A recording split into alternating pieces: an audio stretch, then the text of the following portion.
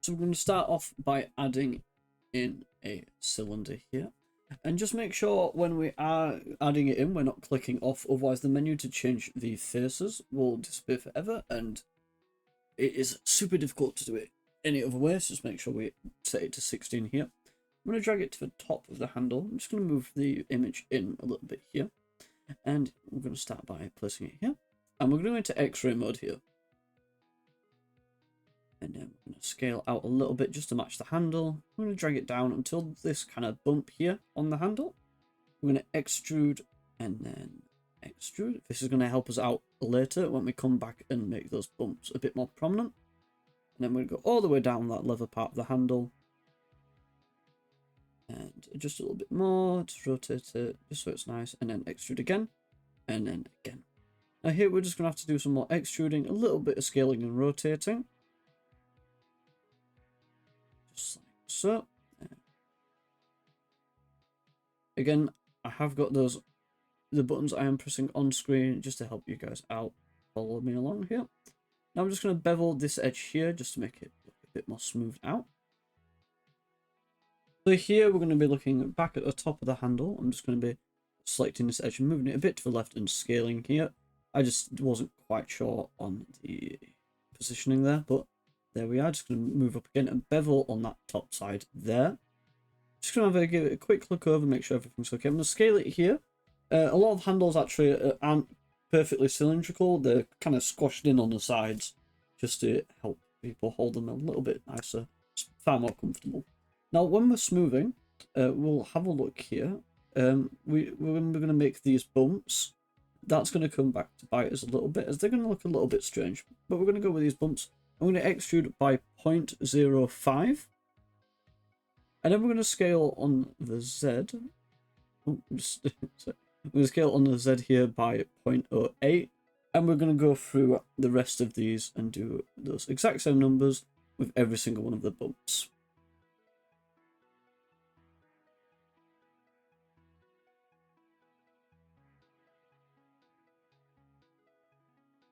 So there, yep, that's all the bumps done. Just coming out of here, you can see the smoothing is really weird now, and even if we auto smooth, we can kind of get this weird shaping on the bottom. So we're just going to go through and fix that. We're going to change to edit mode here, but we're going to put it back in smooth though as well. I'm going to select these edges here, and we're going to mark them as sharp. If you come back now, you can actually see they're completely fixed here. We're just going to go through all those bumps again, and just select those outer middle edges. And there you go. That's it for sharpening everything.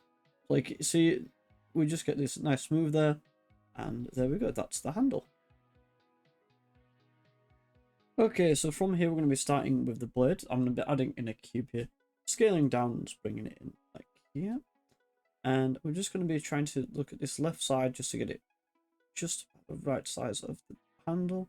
Just moving it across, and then we're going to take this left side and move it all the way to the other side of the axe. There we go. I'm just going to tuck this in a little bit there. And now to get this middle part, we're going to add in a loop cut and drag this bottom edge down. Go. I'm just going to pull this one in a little bit as well. Extrude out up until about here. And then we're going to pull this bottom face down again. We're going to look at this middle, and then we're going to bevel out just to help us get a bit more of evenly spaced out edges. I'm going to highlight these. I'm just going to turn up the X-ray a little bit just to help me see the picture behind. And then I'm just going to be trying to match the arc of the blade like so. And there we go. We're going to pull out another extrude here till the top.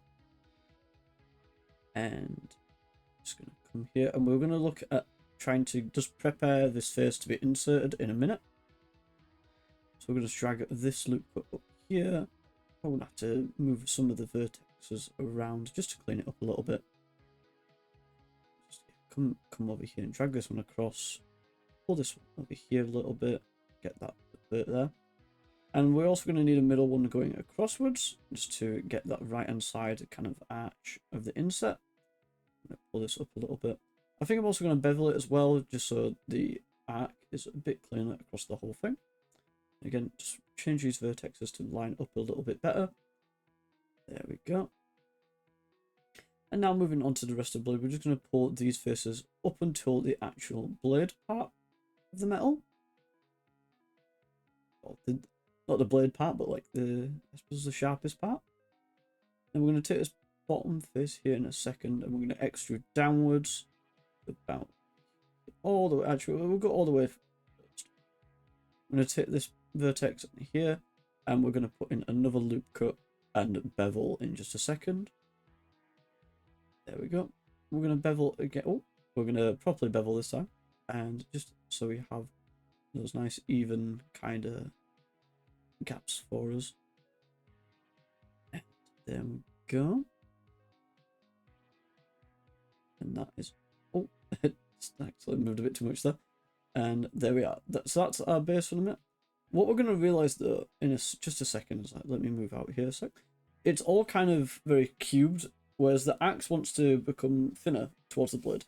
So we're going to select all these edges. I have a little shortcut for it, but you can always just drag and select like this. And we're going to turn on proportional editing here, and we're going to scale with on the Y, and there we go. That'll make the whole thing just start to come closer to the edge of the blade, and we're going to extrude out that last those last little faces like so. Pull this one in there, and here we go. Just going to drag this out a little bit more, and there we go. Now I want this edge obviously to be much sharper. We're not going to use proportional editing this time. Make sure you've got it turned off, and then just really scaling on the Y. We're not going to merge them. I quite like it when there's a slight flatness to the blade. And then to get this kind of bump, all we're going to do is we're going to select this edge, and we're going to bevel again, just like that, just a tiny one, just to give us that bump. And we're going to shave, oh, not by shade, we're going to shade by auto smooth, and there we go. So we're going to insert the faces here now. So we're going to just highlight all of these and select them. Make sure you've got X-ray mode on, so you're selecting the faces on the other side of the object as well. Just make sure it's checked. There we go. And we're going to go move over to extrude tool and extrude in just a little bit. Make sure we're not clipping that handle or anything. And we're going to be moving over to texturing in just 1 second. Okay, so now for the texture, we'll come over to this tab here, and we're just going to try and set up a little bit. We're going to pull this down to a grey and make the metallic all the way up. Just check there. Yep, there we go. Pull that up. Just pull the roughness a little bit for now, and set this to metal as well. And there's this leathery bit here. We're just going to add a material here, and look like there's a nice brown, and then a sign, and there we go. Just actually see if I can connect it, because that's a much nicer brown by just using the water drop tool on the color. I wasn't too sure about this one, so I kind of went back to the basics. I did think about it. I quite like this kind of yellowy. It'd be more for like a orcish weapon, I think. So for now, we'll keep it about how it was before. Okay, so now we're over in the shading tab here. We're going to select all these faces and assign a new material to them. Just make sure we're getting the backside as well. Ooh, make sure we're getting the backside there. Just make sure we've got all these faces, and then assign material. And we're just going to start by adding in a color ramp here, and just pulling up that darkness and just setting it to a bit more of a grey, pulling up all the metallic, and then just making this white a little bit darker. Just, yeah, that there, just so it's a bit more recognizable that there's a difference. Rather wavelength texture, sorry, just a wave texture in to about 1.8 is a good scale for this. I'm just going to add in. You might start thinking, well, that doesn't look quite right. Just give us a second, it'll make a lot more sense. This is now set to 28. You can probably start seeing it come through. Just the detail here, just a 0. We don't really need too much of that, but the detail scale is going to go up to 19. So I think you can kind of start to get the idea of what we're going to go for. I'm going to move it up by the detail roughness and the phase offset by 1. I'm just going to have a little mess around here with the colors. I think the white was just a bit too much. And then we're going to Control T to add in a texture coordinate and mapping node. And we're going to take another color ramp and drag the color into the factor. and then get a bump map here, and then plug the color into the height, and then the normal there. And you kind of start to get these nice bumps. And we're just going to put the distance to 1, but we're going to lower the strength, otherwise you kind of get that weird textured look. Now, if you look here, the bump node's really good because this isn't actually creating any new geometry. It's all textured. And just make sure, again, you find a nice level of strength. 1's a bit too much. It creates a weird kind of texturing. You can mess around with the inversion and the color ramp here just to create your own kind of pattern. Again, this is what moving the darker would do. And then you can kind of change your scale here, just if you're wanting to experiment and find a pattern you're happy with. Okay, so now for the just base material of like the metal of the rest of the blade, we're going to go with a noise and a color ramp here. And we're going to duplicate the noise with Shift D, and we're going to plug the color into the vector. We use Control T to create the texture coordinate and mapping node again. And we're just going to plug the color into the factor and then the color into the base color. And we kind of start to get this rippling here. So we're just going to lighten this with the metal, and we're going to make it one side darker and one side lighter. Yeah. So we're going to put the detail to 0, roughness to about 0.7. I'm going to scale up like this. There we go. We get kind of like Damascus kind of look on the metal. We can change it around here. And there we go. I quite like that pattern. I'm going to change the sensitivity a bit. And the distortion can go up as well. About 1. And scale these up and experiment a little bit. I'm going to drag the rest of the silver down just to make it a little bit more subtle, I think. Actually, I think I'll leave it as it is. I'm going to pull the roughness down so it gives a bit more of a shine to it as well. I'm just going to put the object into the vector here as well. It just creates a little bit more. We have a bit of a scaling problem now though, so we're just going to use this part of the mapping to scale it up. And there we go. So now moving on to the leather. We're going to start by putting in a Voronoi texture node into the color, like so. And then we're going to take another mix. So we're going to take a mix color node here. And we're going to plug the result into the vector. And we're going to get a noise texture. And we're going to Control T to get the texture coordinate mapping. We're going to plug the object into the vector and then the color into A. And we'll take this vector and actually plug it into the B. And we're going to put this to 16 as the detail. And then the roughness, oh, sorry, not the roughness. We're going to set the factor to about 0.8, 0.9-ish. And turn off clamp factor. And we start to get this kind of nice leathery pattern. You'll see in a minute where it leads to. And make sure we change this F1 to distance to edge. The scale needs to be 7, detail 0, and 0.5. And you start to get this. So all we really need to do now is find a scale. Like, I actually want it to be a bit bigger there.